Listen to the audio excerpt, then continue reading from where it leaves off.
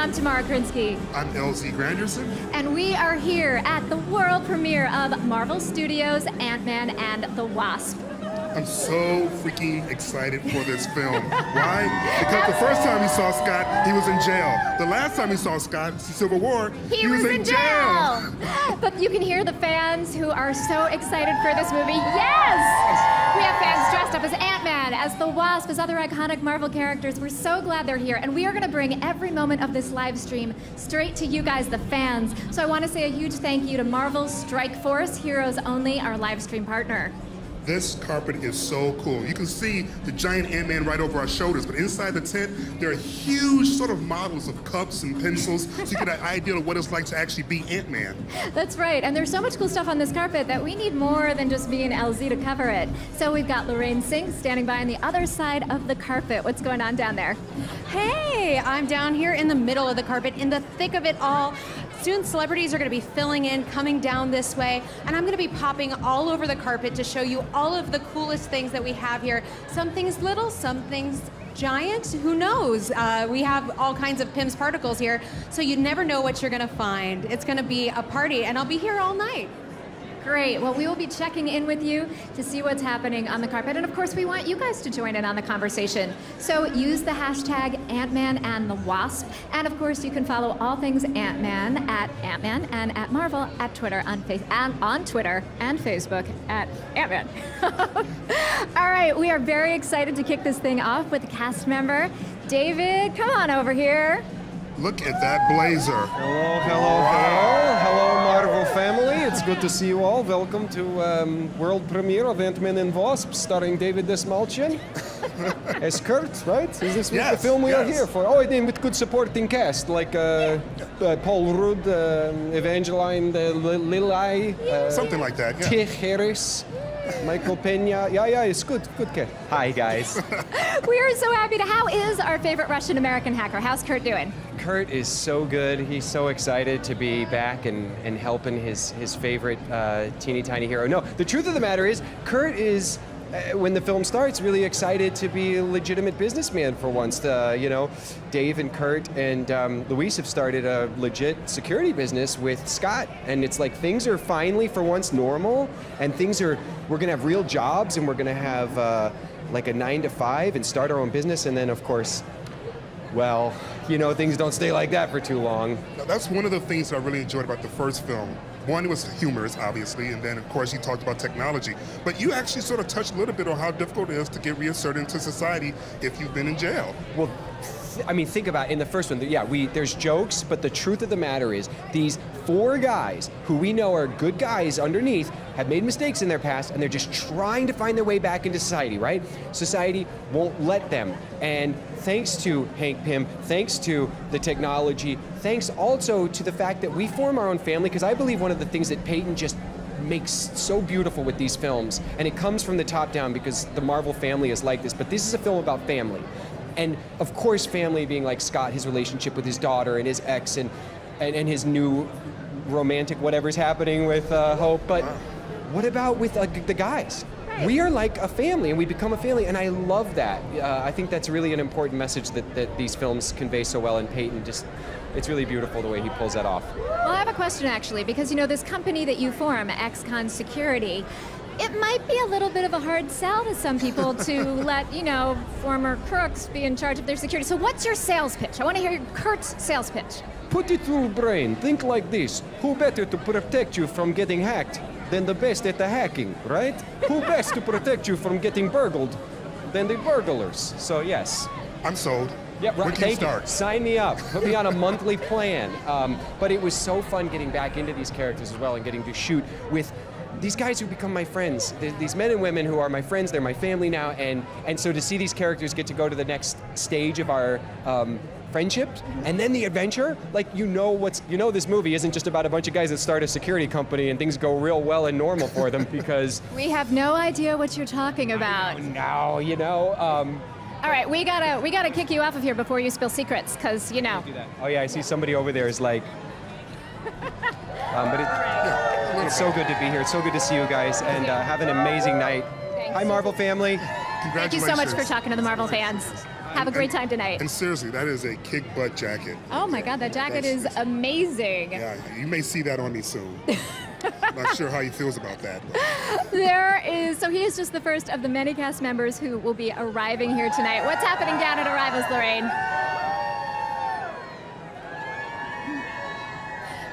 I'm just here. We're waiting. Some people are starting to trickle down the carpet. We have a little bit of fashion happening and lots of very sweet kids. I do love the family feels in Marvel Studios' Ant-Man and the Wasp, and that's definitely present here on the carpet. I'm really looking forward to seeing Abbey Ryder-Fortson come by, who plays Cassie Lang, and so well. She's very young, but she brings it and is such a big part of the heart of this film, so I can't wait to see that. How's it going there on the podium? It's great. You know, it's funny that you mentioned Abbey and how great she is, because I remember from the Ant-Man premiere, Judy Greer talking specifically about the fact that Abbey was the most mature one in the cast. So a cast with Paul Rudd? No, couldn't imagine. I have no idea. But we also want to let you guys know that if you want to see what's going on behind the scenes on this carpet, head on over to Marvel's Instagram stories, because we'll be posting all kinds of stuff up there. But I think it's time to take a look at our movie, don't you? I am excited to see more footage, absolutely. All right, let's take a look at a little bit of Marvel Studios' Ant-Man and the Wasp. So, how long have you been Ant-Man again? Not long. It just sort of happened. I wish I could fight bad guys like you. I seem to mess it up almost every time. Maybe you just need someone watching your back. Hi.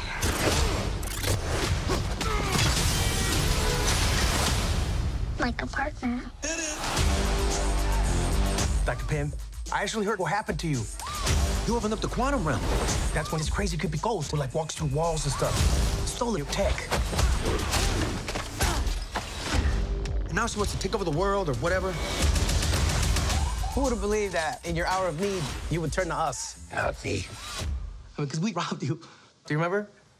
That's us. The only chance we've got is both of you. Ant-Man and the Wasp teaming up. Follow my lead.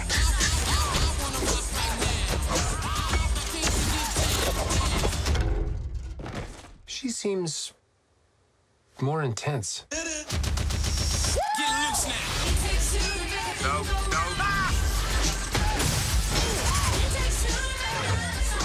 You go low, I'll go high. I have wings. Why would I go low?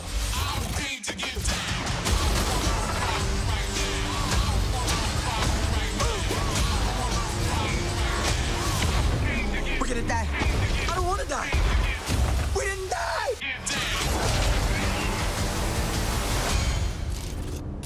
Hey, what'd I miss? We were just tiny.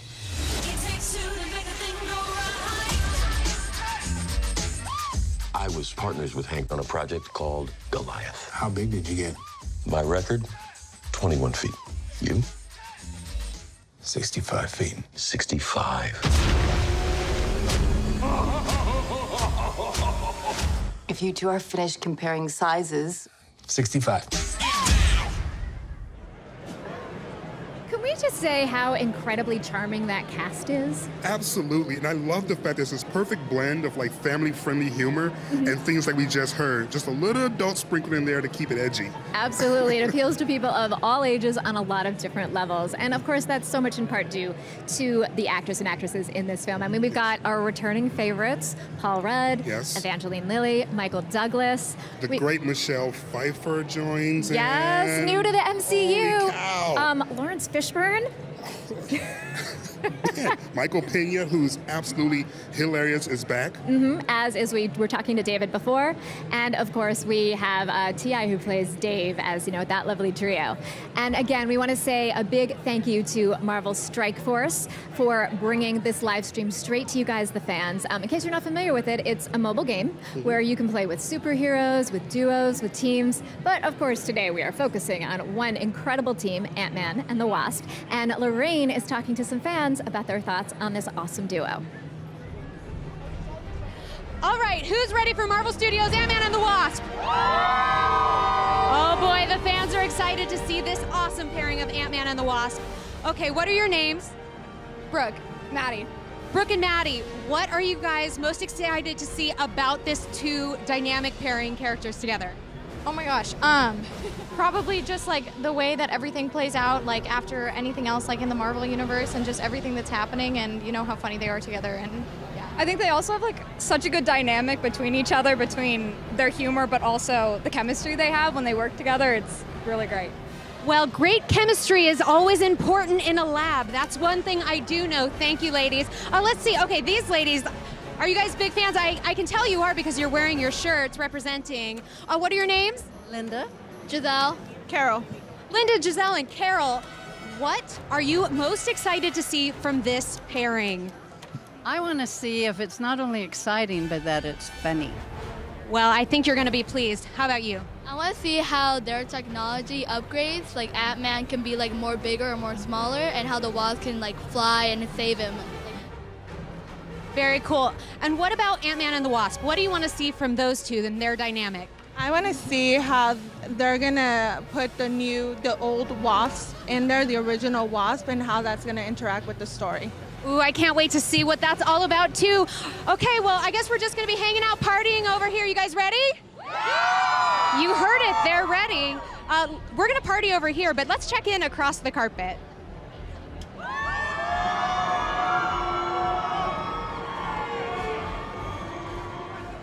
So the Wasp, I mean, it's so exciting to see how pumped up the fans are to see the Wasp on screen in her full absolutely. glory. Well, she's got wings, first of all. Yeah, she does. And who doesn't like a woman with wings? Who doesn't like Laurence Fishburne? Hi there. Please come on over. How are you? I'm great. It's so nice to meet you. It's great to meet you, sir. Hey, how are you? Very good. So we are actually talking live to the Marvel fans right now. Okay. So what would you like to say to them? I love you.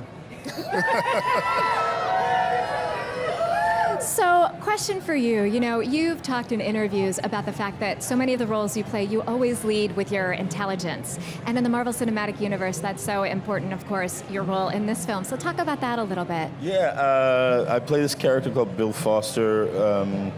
who's a colleague and sort of, I guess, a foil for Michael Douglas's character, Hank Pym, and they work together, and things didn't go very well, and they sort of have a kind of contentious relationship, and yeah, like that.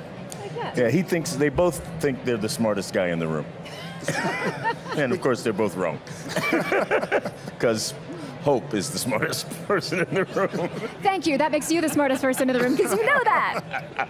Thank you. You know, there's so much about family that's in this film, but you, even though you're somewhat of an antagonist, you too are having a family that you're trying to protect. Yeah, I have this sort of surrogate daughter, this character called Ghost, played by Hannah John Kamen, who's incredible. And we sort of have a father-daughter thing going on too. And the cast, of course, is a wonderful cast, but my understanding is that you and Michael Douglas had never worked together before this. No, I've known Michael for many years, but this is the first time that we had a chance to work together, and I'm just thrilled to be able to do that. And since your family's been around, I understand you guys hung out a bit off-set. So what does one do when one hangs out with Laurence Fishburne and Michael Douglas while not filming? Tell a lot of lies and a lot of untruths, yeah. At which point did you know that you want to be part of the universe? Oh, I've wanted to be a part of the Marvel Universe since I was reading comics 50 years ago, man. Yeah. Who are some of your favorite characters? All of the Avengers, the X-Men, Luke Cage, Iron Fist, everything. So you have a lot of TV to watch right now, then. Yeah, I've been watching all of it. I've been watching and enjoying all of it. The Marvel Universe is it's a lot of fun. And Elsie and I were curious too, since this is your first time with the MCU, did you have sort of that Marvel moment? I mean, you've made so many incredible films, but that moment when you were on set and you were like, oh yeah, this is what it means to be Marvel. Every day on the set with Hannah John Kamen, we had that moment where we were like, this is so Marvel-y. Every day. Since you grew up a huge fan and obviously a fan of numerous characters that you listed, who would be the one that you would actually like to be in real life? The Marvel character I would have liked to have been in real life? I only get to pick one? No, you can pick more than one. Go for it. Oh, God. Who would it be? Well, this is not my first time in the MCU. I was actually the voice of the Silver Surfer. Okay. And if they ever go back to that again, if it was a villain, I would love to do Galactus. Wow, aim big. If it was a villain, it would be Galactus. I suppose, hero-wise, it's really hard. It's really hard to say. Maybe Brother Voodoo, maybe? Nice. Nice. That could be interesting. From your mouth to Kevin Feige's ears. Okay, cool. Well, we are so glad that you stopped here to talk to the fans. There are a lot of people on this carpet who want to talk to you, so we have to let you go. But thank you so much. Thank you. Good to meet you. It's really great to meet you. Nice to talk to you. You too. See ya. Congratulations on the film. Oh my God, Laurence Fishburne. Laurence Fishburne wants to be Galactus. Yeah. Well, we are celebrating 10 years of the MCU, and there's all kinds of amazing things happening to celebrate that. Lorraine's going to tell us about some of them. Oh yeah, I mean, we've been celebrating all year long. Marvel Studios is celebrating its 10th anniversary all year. It all kicked off in 2008 with Marvel Studios' Iron Man, and now here we are, 2018, Marvel Studios Ant-Man and the Wasp, and now Disney Movie Rewards is going to give you the chance to go over and check out special content as well as trivia and more at marvelstudios10.com.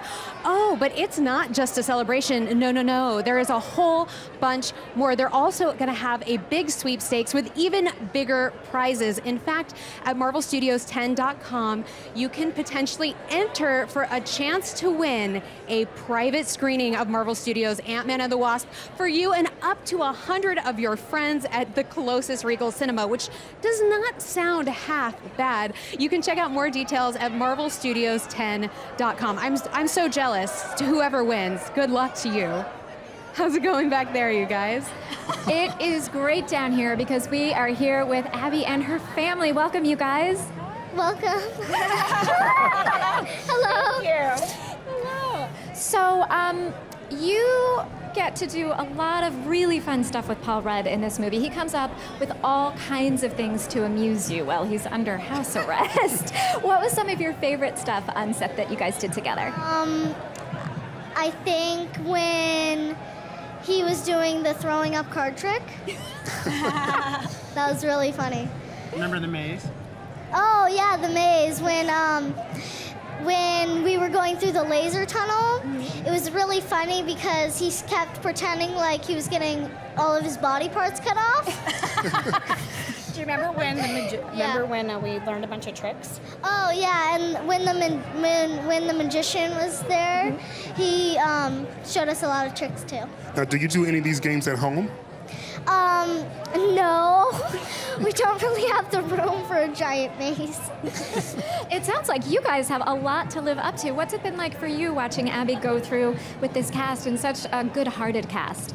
I think it's just really special to come back after 3 years and be a part of the same family. I mean, it's like family, Ant-Man, and just to have such a wonderful group of human beings that love her and just are so genuinely sweet and talented, and just I'm speechless. It's just an amazing blessing for her and our family to be a part of such a wonderful project, and we're just so happy to be a part of Marvel. So it's for all we're all actors in the family, and so it's really just such an amazingly special feeling to watch her use her talent and have an interest and desire to become an actor as well, and then to do it with Marvel has just been so wonderful. So yeah. And to watch her grow up. In the first movie, she had no teeth. She lost one, and then she lost the other one. And then just to see her blossom and to really, I think, show her independence in this movie and her strength with her dad, it's really special. I actually have a question about that. Elsie and I were wondering,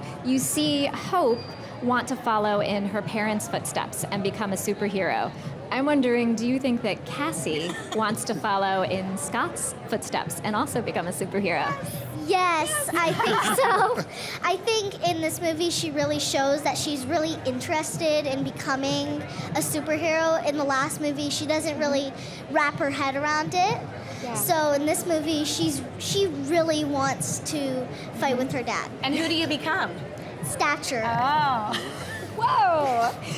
From a comic book. There are There are definitely moments in the film in which you're the grown-up in the room, but we're also told that you're the grown-up in real life when you're on set because they're so immature. Is that true? I can't. Well, I'm not really bossy, but. What do you think, Joshua? Is your sister bossy? Yes. All right, well, we don't want to be. I try not to be. Well, we don't want any family dissension here, so we're going to let you guys head on down the carpet because we know there are other people who want to talk to you. Abby, thank you so much for talking to the fans. You're very, very pretty. Love that dress. And smart, too. So, again, thank you for being a great example to the girls here. All right, have a great time tonight. You're welcome. All right, oh my gosh, there are helicopters, there are fans screaming, there's all kinds of stuff going on here. There's a lot of noise going on here for sure. Oh, look who's over there. Girls Who Code. Absolutely, but also Lorraine is down on the carpet with someone else we may have seen in the MCU. Lorraine, who you got? Look who I just happened to find. David Hasselhoff. Hello, sir. How are you this evening? That was me dropping in. I just skydived in. Yeah. I heard you flying. Flying right over. Bam! I hit the right place. Well, you have been to outer space as a dream dad in Marvel Studios' Guardians of the Galaxy Volume 2. Are you going to be a dream dad to anyone else tonight? No, my daughters and I are pretty damn close, and they're the ones who convinced me a long time ago to do Marvel. And I became Zardu Hasselfrau, so that's my new name now, Zardu. Do your girls call you Hasselfrau? No, no, but James Gunn does every time he writes me, so it's an honor to be here. It's a pleasure. It's really nice to see Paul Rudd and a lot of these people I know, and it's just, this franchise started years ago. I started with Nick Fury, and on Fox and on television. David Goyer wrote it, and it just became so big. And that's where I met the legendary Stan Lee. I'm still meeting him. I'm still texting back and forth. He's cool. Do you guys chat? We chat a lot. That's so sweet. I'm so happy to hear that. Now, this film does have lots and lots of family feels and lots of team-up feels as well. If you could team up with anybody in the Marvel Universe that you've met in any of your films, who would you want to team up a la Ant-Man and the Wasp? Oh, I'd probably just team up with Groot, because Groot's the funniest and, and the most humane character, I think, in all the films. And, he just takes your heart away. And I know what the next one, Groot, will be, and it's going to be pretty entertaining, but I would definitely team up with Groot. Thank you for no spoilers. Yeah. We'll try not to spoil anything tonight too much for you guys, but I have to ask, Hank Pym has those cool discs that you can throw at stuff and you can shrink anything. So what would you grab a disc and throw it at and just take it with you anywhere? What would I do what now? Because Hank Pym can shrink things and just take them with him. Like he throws a disc at a building and he can just take it with him. Oh. Is there one thing you'd like to take with you? Probably that girl standing right over there, because I'm going to marry her July 31st. Congratulations, that's amazing. That's what life's about, sharing it with someone. Sure is. Thank you so much for speaking with us. Enjoy the film, and let's check in with you guys back there. We're going to go throw some discs and stuff. I can't believe you just found out about David Hasselhoff's marriage. That's so cool that they talk about this stuff here. Absolutely. Well, again, this whole big event is about family, right? So what perfect place to talk about family and your marriage than here. There you go. Exactly.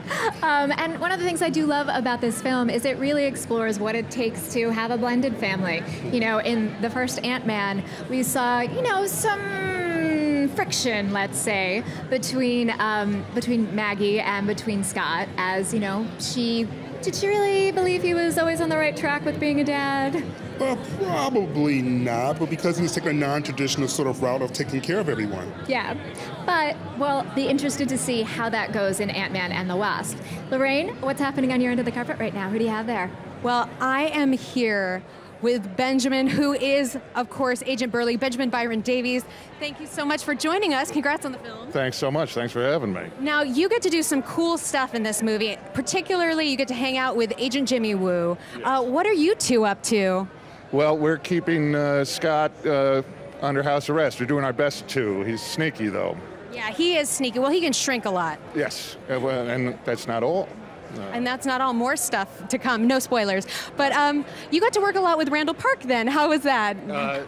Working with Randall and with Paul together was it was a big challenge. I'm sort of a strong and silent type, so it was a lot of me listening to two of the funniest men I've ever seen be very funny and not laughing, which was a challenge. That sounds really hard. Yeah, it was. It was pretty hard. Now, they notoriously love to improvise. Did you get to get in on some improvisation? There was, yeah, a little bit. We would get the take that Peyton was pleased with, and then we'd start playing around with it. And it would either come from them, or sometimes Peyton would be off camera and he'd be shouting alternate lines. But you had to be quick on your feet. I love that. Now, were you a Marvel Universe fan before you got into this? I mean, isn't everybody a little bit? A super nerd, I would say. Tell me everything. Well, 12 years old, issue 252, Spider-Man in the black suit, I think was the first one I got, and then Secret Wars started up right after that, and I was hooked on Marvel ever since. 1984, baby. This is a dream come true for me. Oh, that's awesome. Is there one story in comics that you just are like, love it? Yeah, there's an amazing Spider-Man before 252, I think, where he goes and he visits a dying kid, and he tells him his secret identity. You know the one I'm talking about? I do. It's heartbreaking. It's a very, very heartbreaking story, but really, really good. But Marvel always has so much heart, so that's one of the best examples. Well, I think we're going to see a lot of that tonight, too. Thank you so much for speaking with us, and congrats on the film. My pleasure. Thanks so much for Thank having you. me. How's it going back there, you guys? Hey, I just love the fact that so many of the actors who appear in the MCU are complete and total nerds, like us. I mean, we're not in the films, but we're not in nerdy. the films, but I mean, the fact that he can give you the exact issue number is really, really impressive. I remember storylines, but issue numbers, that's taking it to the next level. Right. Well, if we're going to talk about issue numbers, we are talking about an amazing duo who has been part of the Marvel Universe for a very long time. I mean, Ant-Man and the Wasp were two of the original Avengers. They appear in Avengers #1. Yes, in the 1960s. Yeah, 1963 to be exact. Yeah. But both characters appeared before that. Hank Pym made his first appearance in 1963, and as did Janet Van Dyne, but prior to appearing in Avengers #1. So they were introduced, and then they helped form the Avengers. In fact, Janet Van Dyne gave the Avengers their name in the comics. Which is absolutely fascinating to think that this franchise started rooted very firmly in science and the possibility of what we could come up with. I mean, if you think about that time period, we're trying to blast off a man to the moon, and they took that sort of inspiration that the country had at the moment and came up with these fantastic, brilliant characters who were superheroes. Yeah, and science has been a recurring theme in the MCU as far as, are people using science for good or for evil? Are they using it for personal gain or the betterment of humankind? I'm just trying to get my phone to open. If I can just consistently open my iPhone, I'll be happy. All right, we got to give him a minute to figure out his phone. Lorraine, what's happening? Oh, well, you know, while we were talking about comics, I decided to grab a comic book creator right here, Nick Spencer. How are you doing tonight? Hey, very good. Thanks for having me. Oh, my pleasure. Well, first of all, let's talk about this. You know Ant-Man very well because you have written for Ant-Man. 2015, you had your shorter series, and then you had Astonishing Ant-Man. What is it about Ant-Man, do you think, that just makes people fall in love with him? I think it's because at its core, it's a father-daughter story. I think what makes that character special is the relationship between Scott and Cassie. And then in the movie version, obviously, you have another father-daughter story, with Hank and Hope. So I think that's really the resonant part. That and it's a little funnier. It's a little bit of a lighter touch. I was going to say, you do such a good job of putting him in these funny and weird situations. What was your favorite situation to put Ant-Man into? I liked when he got in the confrontation with Taskmaster and he thought that he was like Taskmaster's archenemy, and Taskmaster's explaining that he was there to fight somebody else each and every time. I'm seeing other heroes. Yeah, that actually lined up with all the appearances, that they were all guest appearances. So yeah, I like that one. I really do love also in your run, it touches on it in the film too, but giving people who have been in prison a new chance at life. Was that something near and dear to you? Definitely. It's a redemption story. Again, what's great about Scott is he wants to be a better person because of his daughter. And if it hadn't been for that, he would have been a criminal. He would have been a small-time villain. So a very small-time villain. Exactly. So yeah, he's trying to make a better life for himself. It's maybe not his first instinct, is what's part of the fun, is the trial and error of it for him. But he gets it right in the end. Yeah, a lot of error sometimes, especially in your run, which is always super fun. Now, we've been talking about, this is an awesome pairing, Ant-Man and the Wasp. Why do you think, from their comic book history, what makes them such an integral bedrock part of the Marvel Universe? Yeah, I mean, they've been a great duo on a bunch of levels, In the original comics, Hank and Jan obviously had like one of the best comic book relationships, and it was such a tortured story and such a tragic story in the comics. Then there were Scott and Jan team-ups that were great. And now, and now you're seeing Scott teaming up with Nadia in the comics. So, it's just a pairing that we like going back to. Well, thank you so much. It's been great talking with you. Let's check back in with Tamara and LZ. Hi, guys. Hi, we are so happy to be here with Stephen Broussard, producer extraordinaire. How are you feeling? Look at this crowd. I know, it's pretty amazing. We just got here. I'm feeling good. I'm excited to see the movie. It's always a little anxious, these events, but good. No, about as good as you can be. Still anxious at this point? Oh, of course, yeah. If that ever goes away, I'd be worried.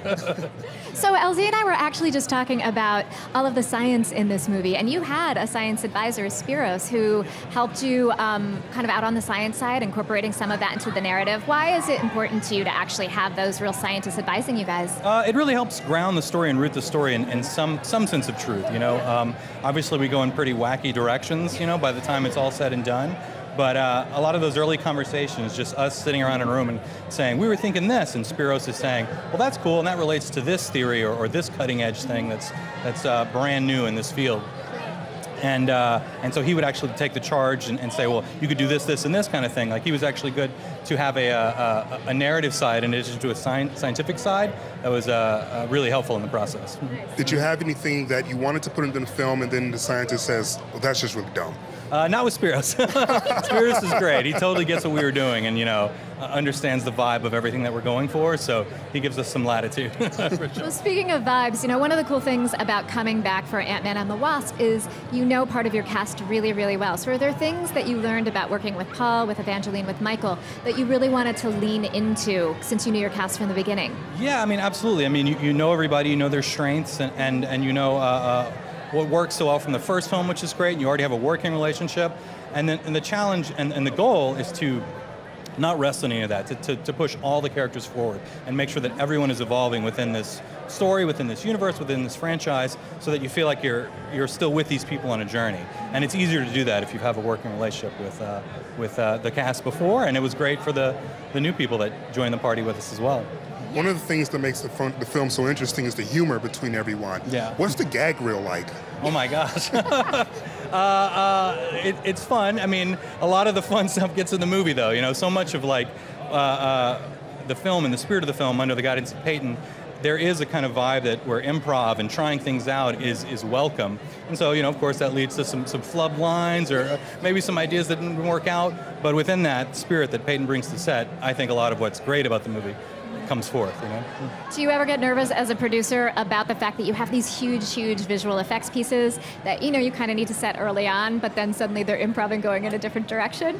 Sometimes, but you try to embrace it. You know that spontaneity and that uncertainty is ultimately what's going to be great about the film and memorable about the film. So you never want to feel like an idea is boxed in by a schedule or a plan or anything. So it's flexibility, maximum flexibility, which is a good thing. I can barely remember last week. How are you keeping all these films separated and not bleeding into each other? With a lot of help from a lot of talented people. We on this film are working together with, of course, Peyton and the cast, but some of the people behind the scenes we've worked with before, and you rely on the very, very talented crew, from the visual effects team to the stunt team to the assistant director department to help you. No one does it alone on these movies. Definitely not. Well, thank you so much for taking some time to talk to the Marvel fans and giving them a little insight into the process. Congratulations. Have an awesome time tonight. Congratulations. Thank you so much.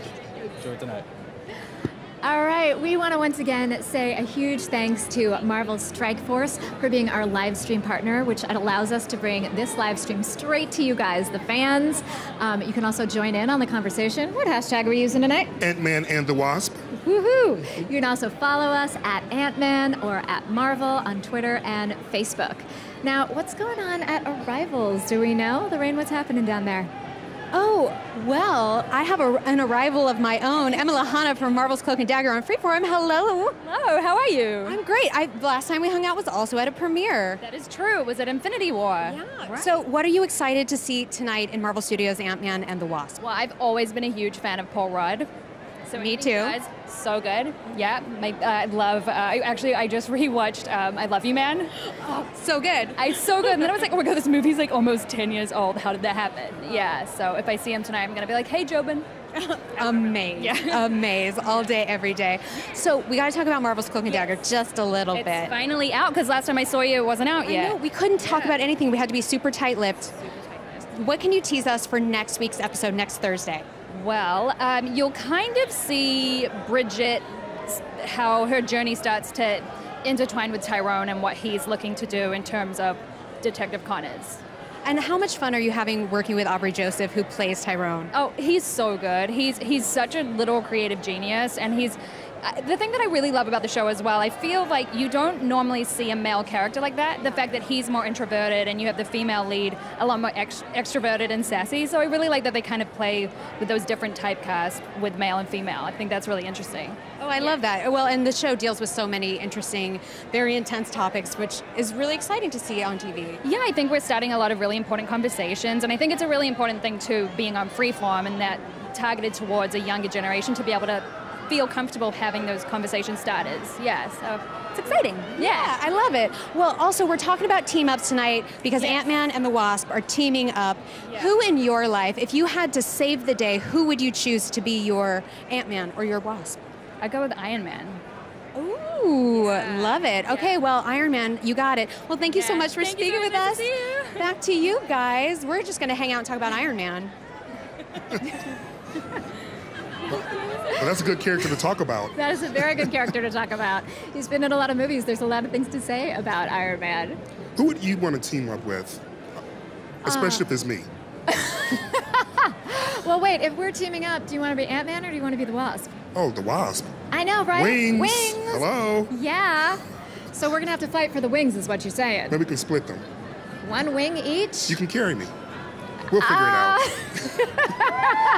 We're going to need some serious physics help with that if that's going to happen. All right, well, coming up next, Hannah John Kamen is coming down the carpet. She is a new addition to the MCU. Yes, she plays Ghost. Mm-hmm. Very mysterious character. I was just going to say the same thing. And here she comes. Hello. Hello.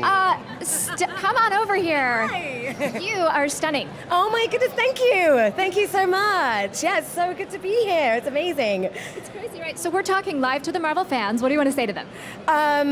Thank you so much for tuning in, and you are not going to be disappointed with Ant-Man and the Wasp. Be ready.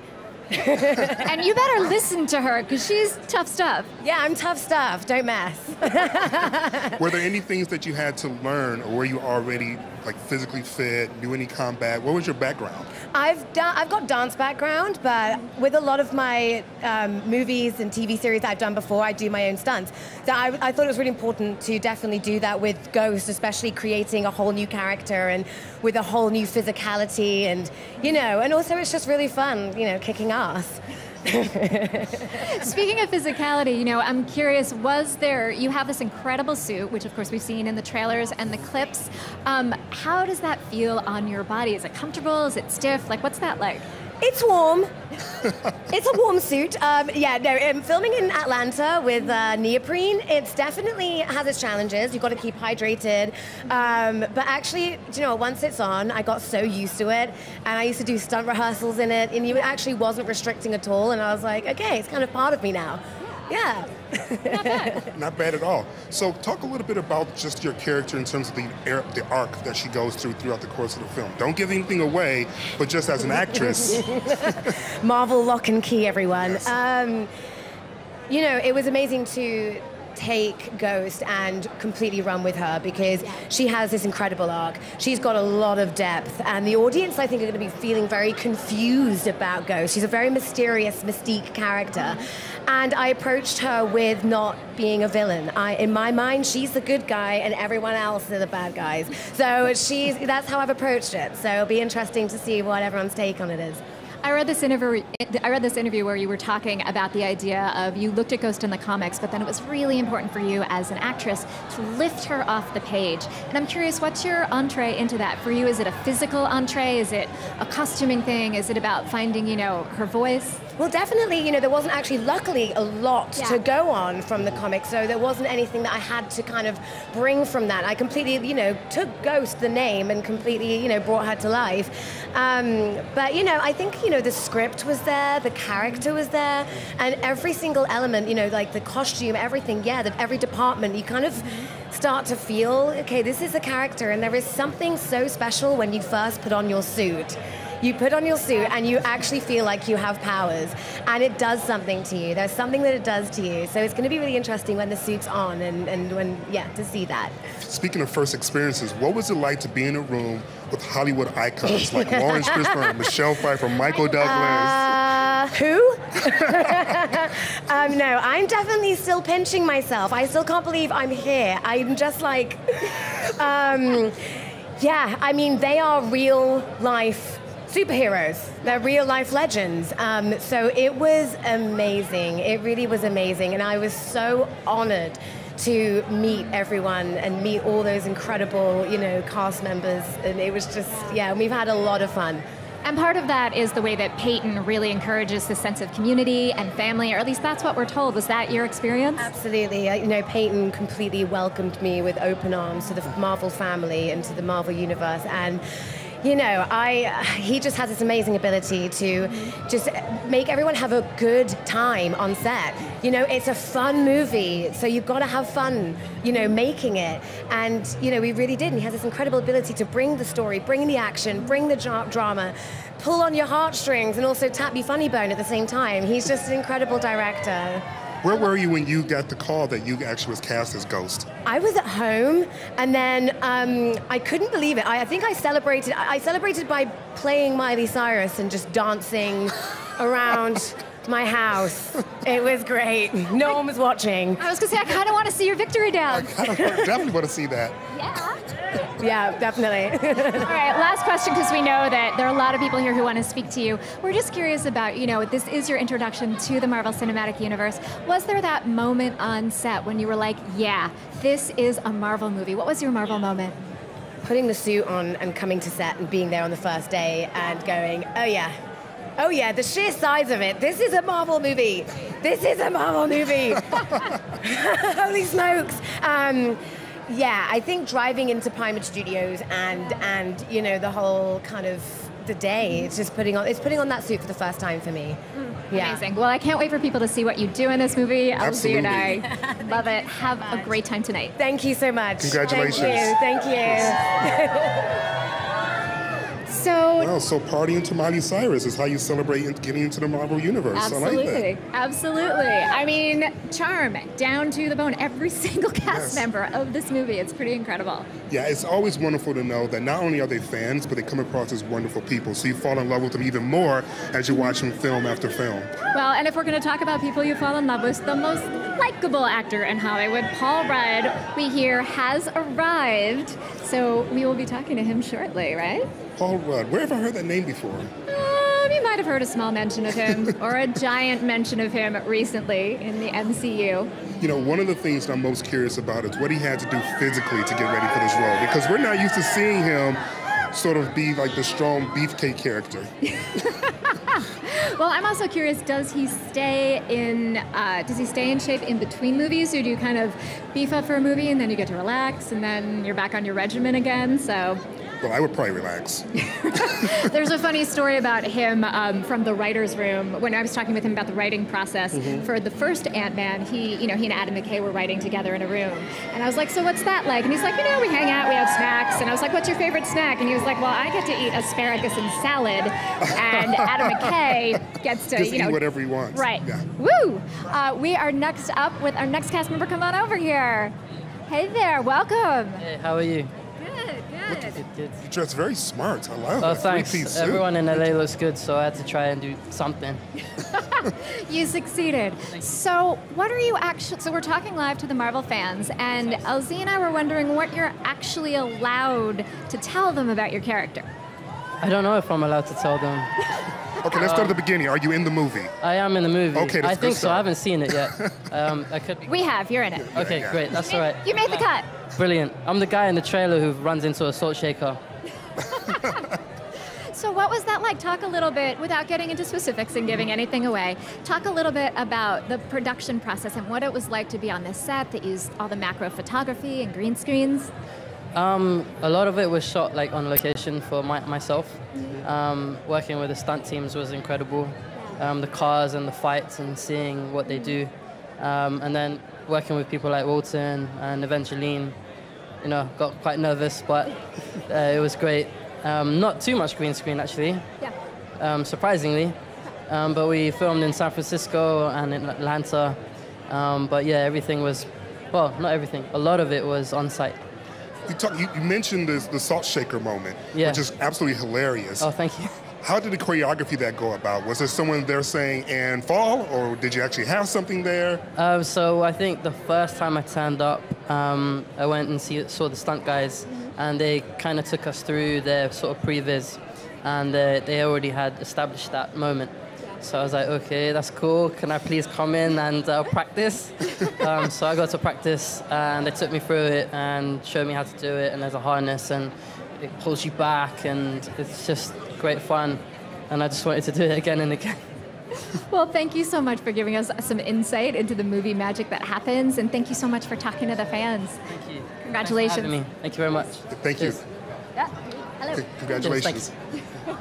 I always hate when I'm looking in their eyes, so I can't see when they put their hand out for a handshake, and then I look like I'm not acknowledging them. But it's because I'm actually looking here, not here. Well, I was actually going to say you were being quite rude to him. Just because he's possibly a bad guy doesn't mean that. Or a good guy. We don't know what he does. We don't know what kind of person runs into salt shakers. Right, exactly. There could be a lot of different things happening in this movie, none of which we are going to give away because we want you to enjoy it on the big screen in the theater when this movie opens nationwide July 6th. Are you coming over here to talk to us? Here? Yes. Is that my cue? Yes. It's Peyton Reed. Hi. Hi, how are you? I'm so good. I'm so excited to see you. I almost fell off my platform. Don't fall off, please. Come on, we don't want any accidents here. We want it to be a safe environment. We can have fun, but be safe. See, and that's why he's such a good director, right? Exactly. This is fantastic. I mean, the Marvel premieres are always amazing, and it's doubly weird when it's your own premiere. Yeah. But yeah, we're thrilled. Really thrilled. Your resume is absolutely bonkers. But I believe this is your first sequel, right? It is my first sequel, yeah. How difficult was it to follow up a successful film that made over $500 million worldwide? Well, it's interesting because, I just approached it from, we're all moviegoers and we know what we like and don't like in sequels. So really it was just like, let's try and make it funnier. Let's try and make it more nuts and, kind of keep the things that hopefully people liked about the first movie, like the father-daughter stories and the emotion and stuff. So that's really how we approached it. And you have such an incredible cast. I'm curious, you had some of the same cast coming back. Were there things that you leaned into more because you knew better sort of the abilities and unique talents of them? Yeah, well, Paul and I talked about, in the first movie, part of it was, this was Paul's first time out as an action hero. Yeah. Now that we know he's an action hero, it's like, we got to make you even funnier in this movie. We got to make you go nuts in this movie. And same with Michael Douglas. I promised Michael, I was like, I know you're Dr. Hank Pym and you're kind of crabby a lot of the time, but let's give you some jokes and let's give you some action. So there were things like that, but it's nice coming back and working with the people you worked before. It's like family.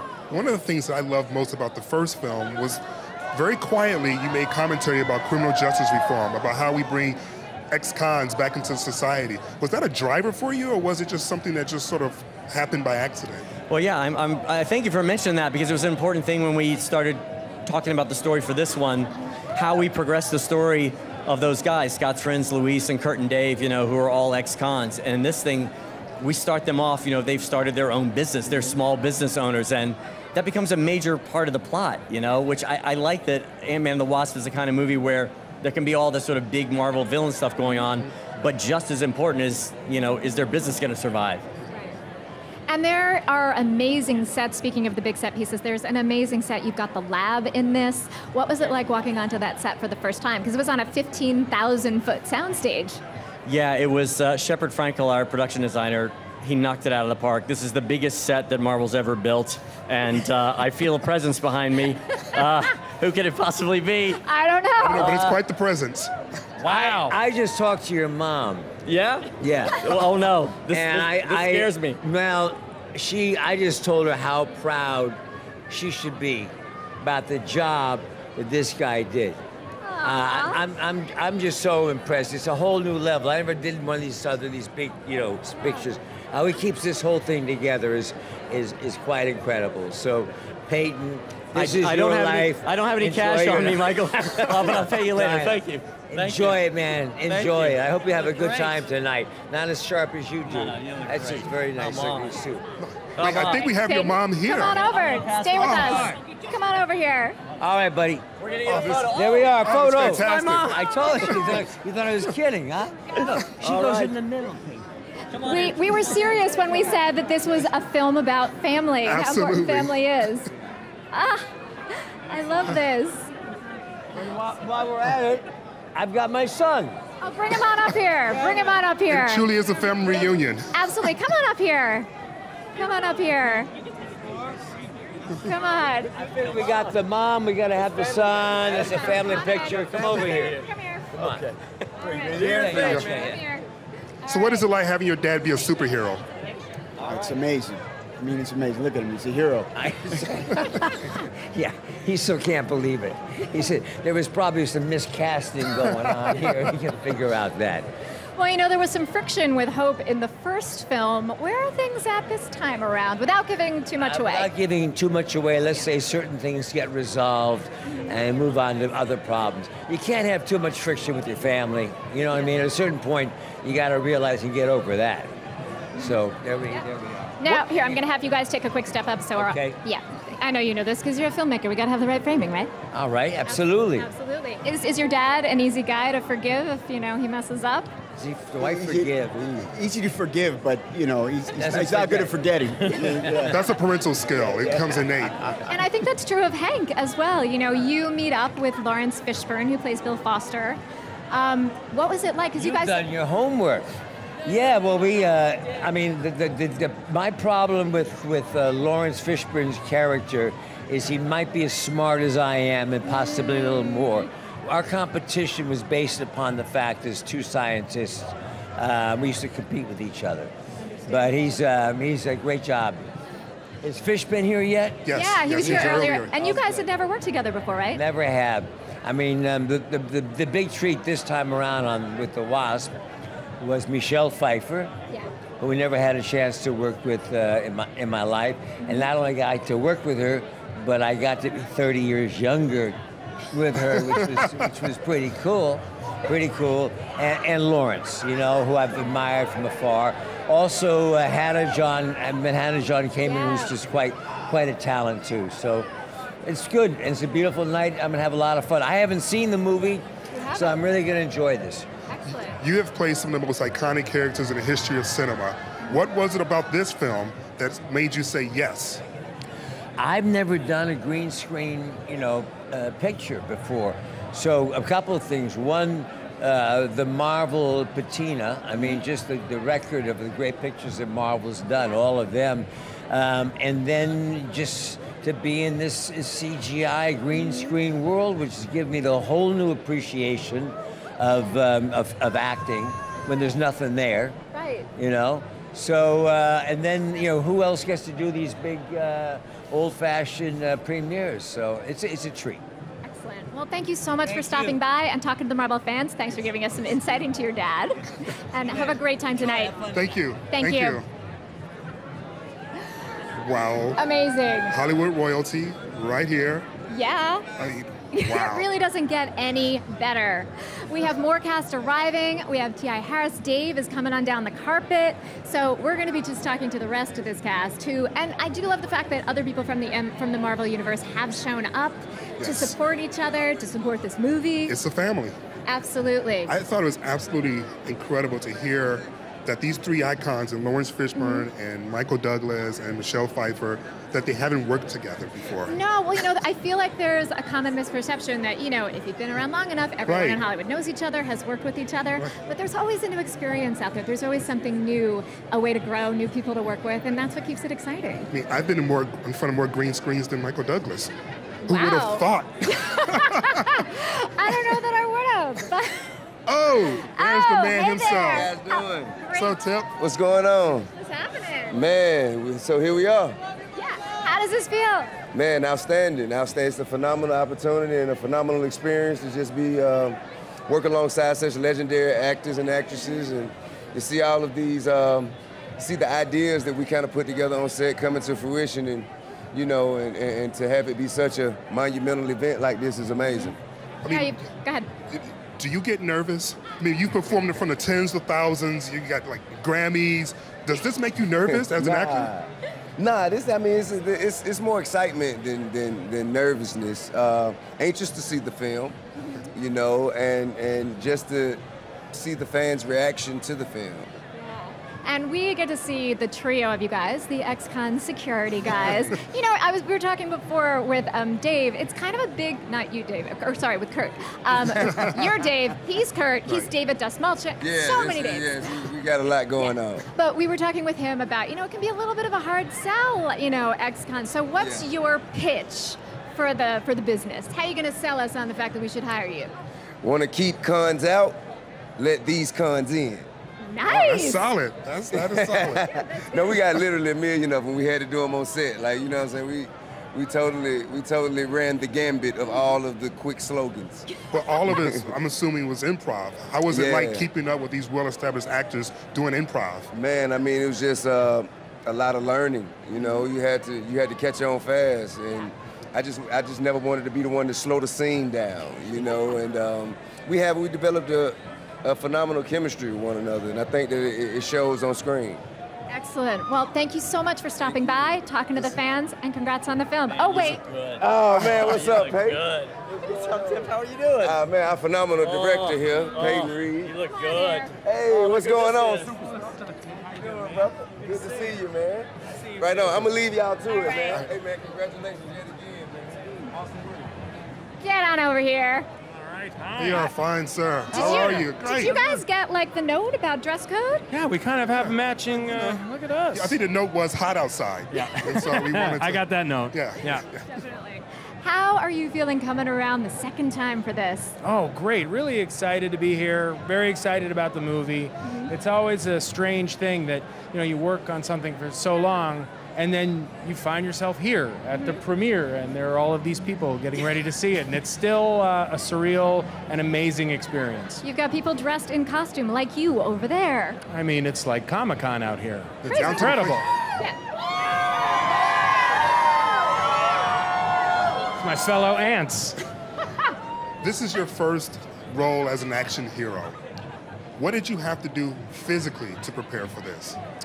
I had to try and not look like any of the other roles I played before this one. So that required changing my diet, exercising, and getting into the mindset of an ant. The mindset of an ant? Yeah. No. Any tips on that? Anything we should know? Cut out sugar, cut out bread, cut out booze, go heavy with salmon and vegetables. Did you want to quit? That sounds awful. It's awful. Every day. And do it every day for years. Oh my God. So you were part of an incredible team of writers that put this film together. Going into this film where you knew the cast members and their capability, because you do have so many returning cast members, was there stuff that you wanted to really bring out and highlight? Well, we started thinking about story even when we finished, as we were finishing the first one. And so it's always very gratifying when you're in the room and everyone's kind of kicking around ideas and we think, oh, I'm taking it they're not cheering for what I'm saying. And you're like, oh, wait a minute, that might be something that could work. And we felt like, oh yeah, if we hit this, that could be really good. And when we already knew what we kind of wanted to do with these characters years ago, and it evolves and changes, but it's pretty fun when we discover it in the room. When we first meet Scott, you're in jail. When we last saw you in the Civil War, you were in jail. Yeah. Is there something you want to tell us? Yeah, I'm not very good at this. It seemed to, we're starting off here in house arrest because we're kind of picking up from where we left off with the Civil War, and I am having to pay the price, and so are Hank and Hope. So they're not too pleased about it. So we're starting a little estranged.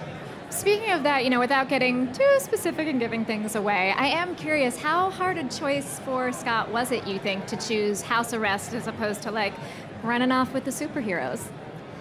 Well, he cares about his daughter so much, and I think he's making a very concerted effort to be a good dad and be a model citizen, and he's, starting a business. He's going to give it a good college try, and sometimes being a superhero doesn't really jibe with those things, so he's a little conflicted. But I think he was willing to take house arrest. Did you still get to see your girlfriend? I'm sorry? You still get to see your girlfriend? Do I still get to see my girlfriend? Yeah, under house arrest? I have not. We're not really on the best of terms.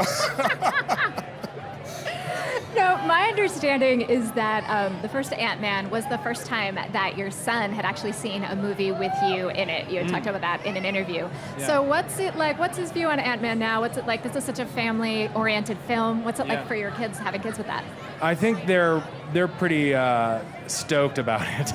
My son went really heavy into all of the Marvel films. He loves them, and he's really excited about this one. My daughter is a little younger than the girl who plays Cassie in the movie, and she is really excited. She's here. This is the first time she's seeing me in a movie in a theater. It's her first time she's ever been to a premiere.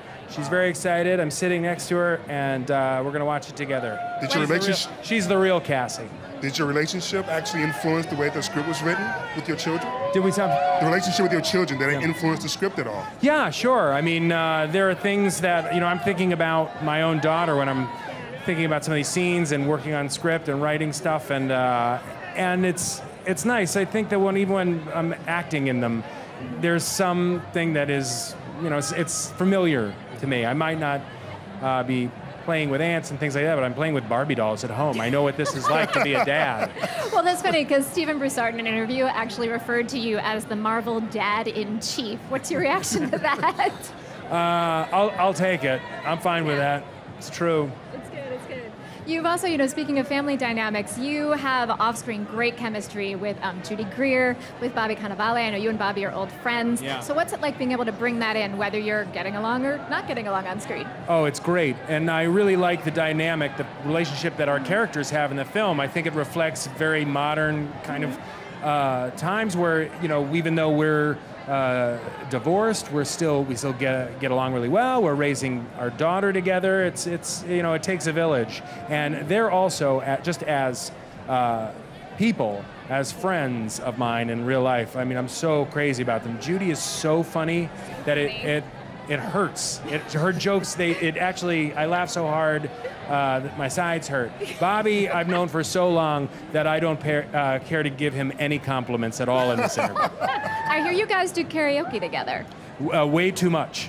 Really? Yeah. What's your go-to? I was going to say the same thing. We've done it so much, the go-to changes. The go-tos are always songs that nobody wants to hear, particularly with us singing them. Bobby and I go pretty deep into some old country songs. Oh. Like we'll go into Lookenbach, Texas, or Wichita Lineman was one of my staples early on. Yeah. Yeah. Yeah. Well, we want to ask you a lot more questions, but we don't want to put you in a position of giving anything away. I appreciate it. No problem. Yeah, it's a very tense feeling. You don't want to say too much. You want to share, but you can't. Right. Yeah. All right. Well, thank you so much for stopping and talking to the fans. Is there anything you want to say to them as you head off?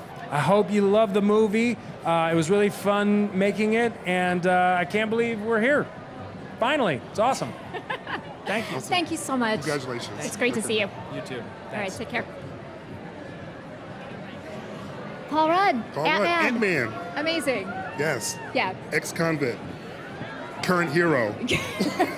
Check, check, check. Check, check, check. It is amazing, though, how your personal life can influence your professional work. And to listen to him talk about his relationship with his children and how that helps shape the character and relationship he has with Cassie. Absolutely. And I feel like that is part of the reason that these films come across so genuinely, because they're taking all this off-screen chemistry, transferring it online into whatever relationships they have. I mean, who doesn't fall in love with a universe in which the women matter just as much, if not sometimes more than the men?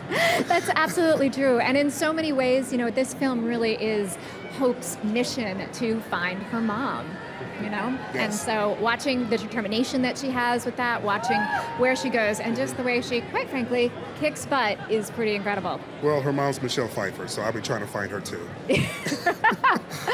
We want to remind you guys that if you want to join in on the conversation, things you're seeing here tonight on the carpet, you can use the hashtag Ant-Man and the Wasp. And we also want to give a shout out again to our live stream partner, Marvel Strike Force, Heroes Only. You can download it now. It's an awesome Marvel game, an awesome mobile game. Yes, So, and look who's behind us Oh, here. hello! Oh my God. Your hat is amazing. Oh, wow, that is Thank you. amazing. This is a good background. Yeah. So cool. So cool. Did you not see it before? I saw a little mock-up of it, but not here in person standing underneath it.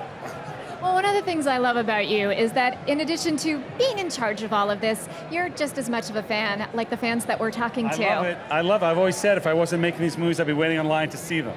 Exactly. So I'm curious for this movie, what was the moment on set where you just turned into a fanboy and were like, oh my God? The Wasp. The Wasp. Yeah, fulfilling that promise from the end of the first movie, where Hank shows Hope the sort of prototype outfit, and she says, it's about damn time. That was the inspiration for the whole movie. And being there on set and seeing Evangeline in action with all the fight training and finally seeing all its Montgomery, it's like, it is about damn time. In the Marvel Universe, there are many films that deal with family in a variety of different ways, whether you're in Asgard or some other place. Yeah.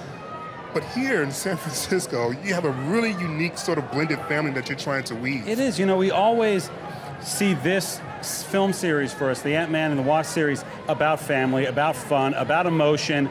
Our fans went through a lot recently in a movie called Infinity War. And the whole notion to have a breath of fresh air and to have some fun and have some, I think, surprising emotion. Scott Lang and his daughter Cassie is amazing. Lou Esposito, ladies and gentlemen. Hi, how are you all? I'm Nice talking to about family, Lou. Let's talk about family. No, family is the most important thing. That's why this film is so important. Yes. What's more important, family or this film? This film. Okay. Priorities. I had to think about that for a second. Are you guys excited to see it also? We've actually seen it, so we are excited for everyone else to see it because it's awesome. Spoilers. Yes. No. Is this a spoiler-free podcast? Okay, good. Yeah, All but right. stay to the end also. It's very important. You see both tags. Wait a minute, stay to the end of a Marvel Studios movie? What's that about? That's what I call a hot scoop. You heard it here, people, you heard it here. Awesome. So one quick question too. This is the first time, because of the Wasp, that you now have all of the original Avengers on screen. How does that feel for you guys? Well, it's great. I think the promise of seeing her in the suit in the last film is fulfilled in this, and she's really badass, which is fantastic. And for years, we had a giant blow-up of Avengers #1 in the office. And as we've moved offices over the years, it's come with us. And the fact that it is now complete, as you point out, is amazing. Yeah, that's got to feel pretty incredible. Awesome. Amazing. How do you find keeping the balance between the very unique humor of Ant-Man and, of course, Paul Rudd, with keeping the theme of superheroes in the Marvel Universe? Peyton Reed. Peyton Reed is the secret weapon. He's a master of tone. He loves his stuff. He's a fan just like we are, so he knows the action. He knows all of the exciting comic book elements, as you say. But he also is a master at emotion and a master at these, as Lou was saying, the family relationships. I think that's something we strive for in all our films, that balance between humor, action, seriousness, and I think it's the one thing that sets Marvel apart from other studios and other films.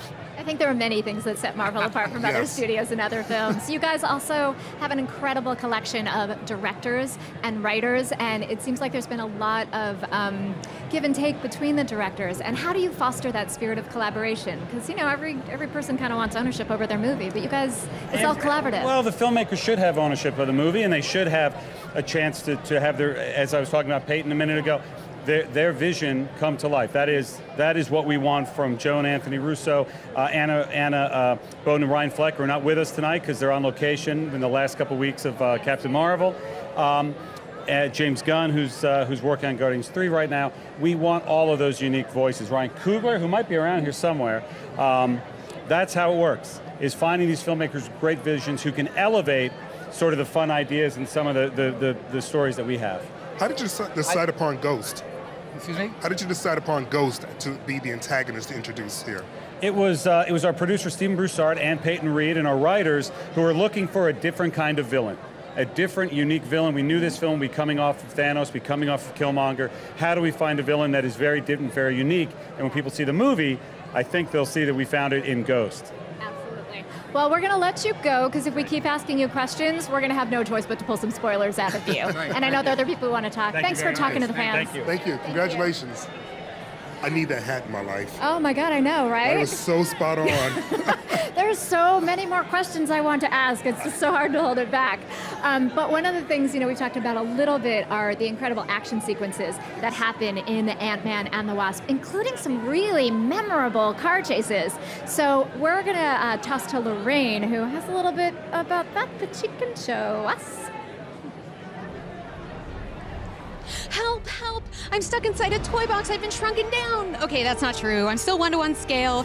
This car, though, is actually provided by our partners for the live stream, Hyundai, and it's featured in Marvel Studios' Ant-Man and the Wasp. It's a 2019 Hyundai Veloster, and it's driven by Michael Pena, aka the hilarious Louise in the film, in an action-packed, high-speed chase sequence. And this car is not just fast. It is as luxurious as it is fast. I mean, look at it. It's so fast. It's already on fire.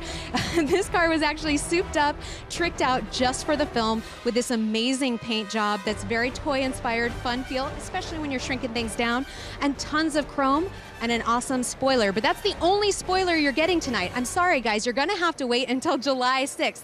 But for now, I'm just going to see if I can maybe break into this car. I'm just going to scoot this way. Oh, but I should mention there's another Hyundai down at the end of the carpet and two other Hyundais in the film, the Santa Fe and the Kona. But for now, I'm just going to take this little Veloster for a ride. It's going to be Velost for sure. Lorraine, you are looking a little too comfortable in that car, though I can certainly understand why. That's kind of a fun ride. I can definitely see myself riding down the PCH in that mobile. Absolutely. Sure. Well, Michael Pena has a great time taking advantage of that car in this movie. So you've seen a tiny bit of it in the clips and the trailers. And, oh my God, do you hear more screams? I hear more screams. I wonder why. I hear a little rumor that Evangeline Lilly has arrived looking stunning. Absolutely stunning. I think both our mouths both dropped open once we noticed it was her. Yeah, absolutely. And what I sort of love is that her dress, which is silver, kind of has a callback to her suit, which the Wasp suit in this film is incredible. Yes, as is she, in terms of intelligence, action sequence, heart. Absolutely, yeah. She really fulfills the mission of being a superheroine. You know, I love the fact that you remind us that now the first Avengers, the original Avengers, are now finally in the MCU for the fans to see. Absolutely. You know, it's exciting to have these characters. And also, this film features what we call legacy superheroes, which is when you have an original superhero and then someone else who takes on the mantle of that. So in this case, you know, we've got Scott Lang, who's the second Ant-Man. Yes. And Hope, who takes on the mantle of the Wasp. And speaking of the Wasp, here she is. I mean, like, how do we even... it's hard not to talk about clothes with you because you just look amazing. Thank you. Thank you very much. I feel incredible. I just realized, are we live? Yeah, yes, you're talking to the fans right there. What do you want to say to them? I want to tell them something, but I have to find out what it is. I love the two so spontaneous. Yes, yeah, absolutely. Well, there was a lot of improv on set, so I'm back. Yes. I'm wearing August Getty. I suddenly blanked. I was like, they're talking about my dress, and I can't remember who I'm wearing. Well, one of the things I was saying was that your dress, in a way, reminds me of your suit because of the color and the fit. So let's talk about that amazing suit and the action you got to do in it. Let's talk about that suit forevermore. Let's never stop talking about my suit. I heard it took 4 months to develop fittings, and they finally got it to just right. 6 months, not because they were bad at it, but because they were so good at it, and I was so particular about wanting it to be perfect. Yeah. And in the end, I felt like it was. Yeah. Talk about the action sequences. I mean, you've played action heroes in the past, brilliant fighters. Were there things different for the Wasp than the previous roles? I mean, every role that you play in action is different because everybody moves differently and everybody has a different reason and attitude for why they're going into their fight. And in this case, you know, Hope is desperate to find her mother. She's desperate to reunite with her mother, to find out if that's even possible, to find out if her mother's alive. And that motivation is the heart behind everything she does. And hopefully you feel that. And also, it was really important to me to represent the original Wasp that comes from the comic books. And she was a very elegant, very graceful, almost a sensual fighter. Yeah. And you know, I wanted to eliminate some of the sexual quality that is in the comic books because I'm a modern woman and it didn't feel like that was where I wanted to be. But I also did want to represent the femininity because I believe that women are powerful because of their femininity, not in spite of it. And one of the things that I loved reading in an interview you did was talking about the fact that you worked with the stunt people. It's such a great collaboration, but specifically on developing a style of movement so that when you come out of those sequences, she walks in a certain way. Can you talk about that? Yeah, you know, that's basically what I was referencing just now in the way that she moved. It was important to me that she not just be another dude in a suit, because I think it's very easy for people to take a male role and put a woman in that role and now say, oh, it's you know, we're telling a woman's story. Yeah. But that's not necessarily a woman's story. So in every element of the story and every element of the character and every element of the costume and the way she moved and the way she thought, I wanted her to clearly be a woman. Well, your character's arc in the first film goes from being someone who's quite antagonistic towards Scott to finding some charm in him. Are we going to consume more charm going forward? Or? Well, Paul Rudd is endlessly charming, so there is no way of getting around that. Right. And yeah, Hope was very put off by Scott Lang at the beginning of the first film, and then incredibly charmed by him by the end. And they had finished the first film in a kiss, in an embrace, and then they carried on to have a relationship.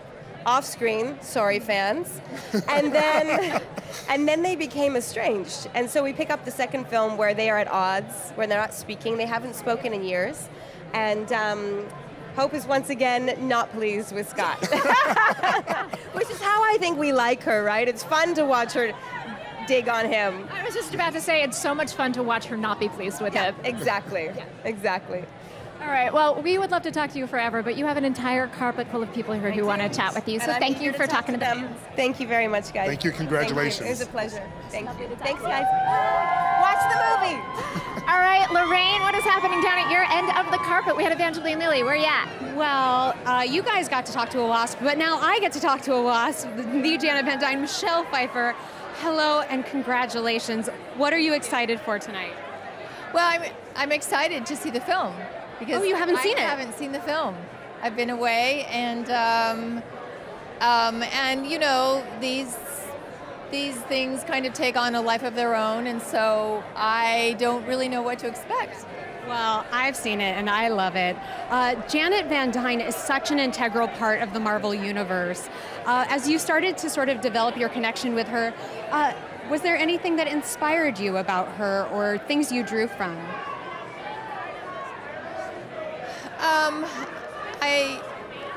I think her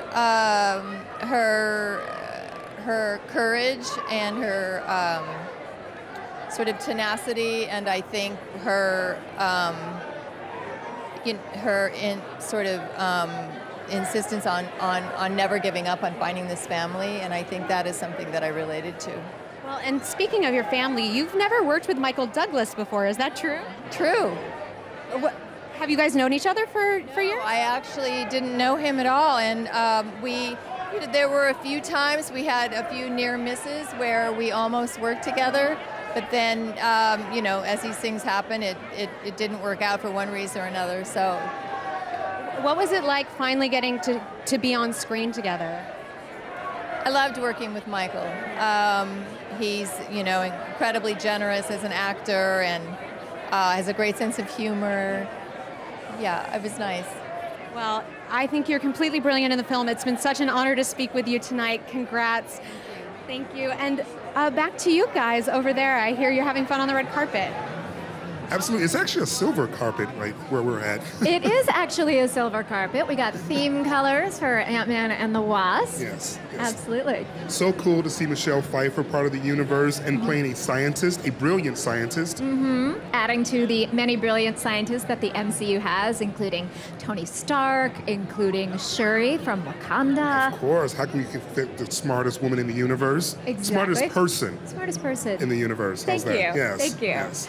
And even here on the carpet, we have a group from Girls Who Code, which is a national organization that connects girls with technology and encourages that. Yes, started 6 years ago. We've already reached about 90,000. Yeah, about 90,000 young women across all 50 states. They're right over there. I don't know if they can hear us. Girls Who Code, we see you over there. Girls Who Code, we see you. There you go. Yeah. And part of the reason that we need girls, men, boys, women, all of it to understand science and technology are because films like this take an incredible knowledge of technology to create the visual effects, right? Absolutely. But it's also just good to see these characters like the Wasp, like Michelle Pfeiffer's character Janet, because reflection's important. Right? So even if you're a little girl, you're seeing women be scientists and be strong. Those reflections are important. So I'm absolutely happy to see this character come alive for this film. Definitely. Now, of course, we also need auto technology for this film because there are some incredibly memorable car chases. And thanks to our partner, Hyundai, we get to see some pretty awesome action with Michael Pena in Veloster. So let's take a look at some of what it took to make that happen. Scott, thanks to you, we had to run. We're still running. You gotta go, now. In Ant-Man and the Wasp, we start to play with the whole notion of scale. Shrinking and growing as a visual concept, as a sci-fi idea, as a superhero idea, is so cool. One of the ideas of this film is that they've exported shrinking and growing beyond just suits and people. Suddenly, cars can shrink, entire buildings can shrink. It's a film about being on the run and about being chased. As a filmmaker, you're always looking to up your game about everything. We're going to double down on all the things that we liked in the first movie. There's a lot of play with the scale. It's going to be a car chase that is a little bit different from the car chase you've seen before. You have all these cars intersecting and hitting each other and shrinking and growing. We're gonna die. I don't want to die. What'd I miss? We were just tiny. What?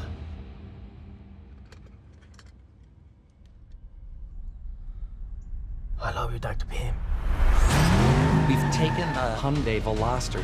They told us that we could do whatever we wanted to it to turn it into what we needed to do. This car has to be cool and it has to be memorable.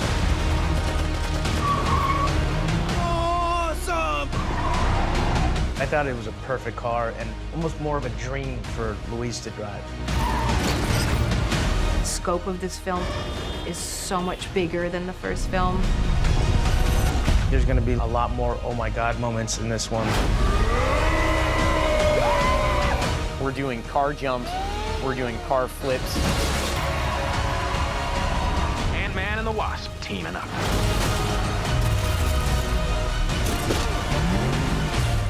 I wish I had a suit. I would even like a suit with like minimal powers, you know? Or maybe even just a suit with no powers.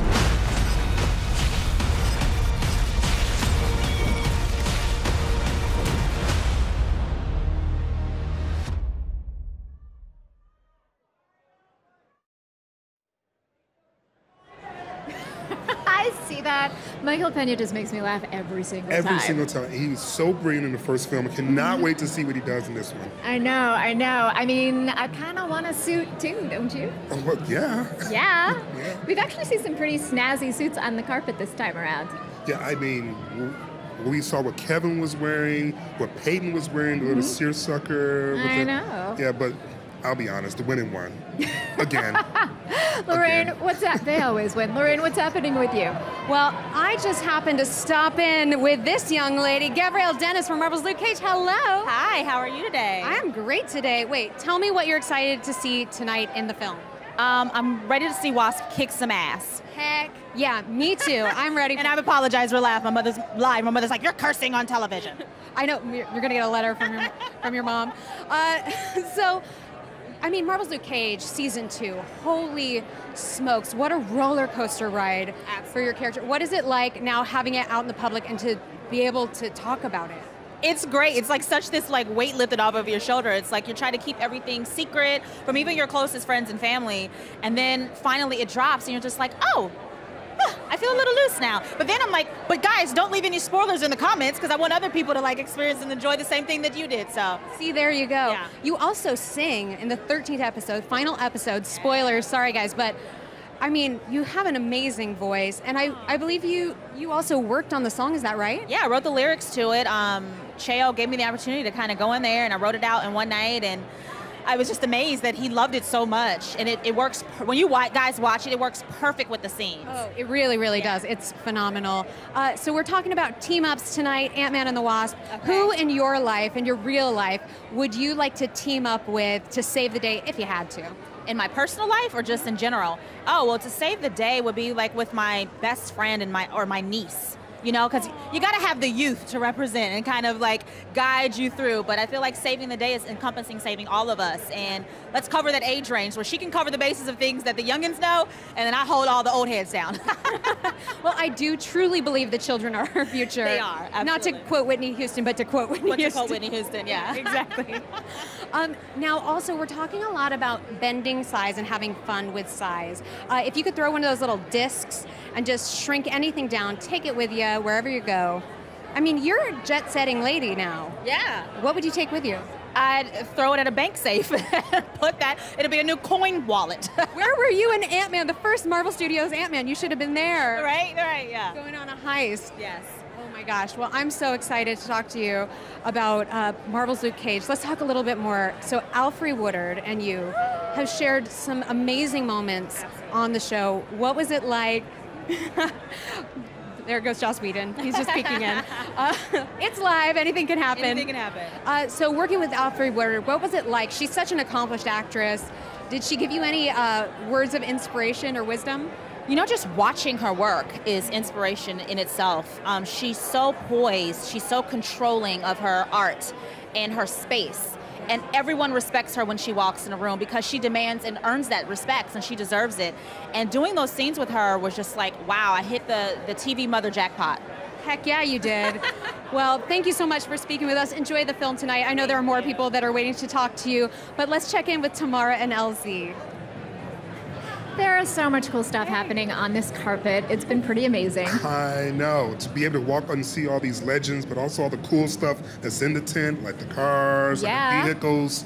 And if you want to see more of what is going on behind the scenes, make sure to check out Marvel's stories on their Instagram, because we got a lot to show you, because there are lots of cool objects here. Yeah, especially here, where some things are supersized, which makes you feel super small, like Ant-Man.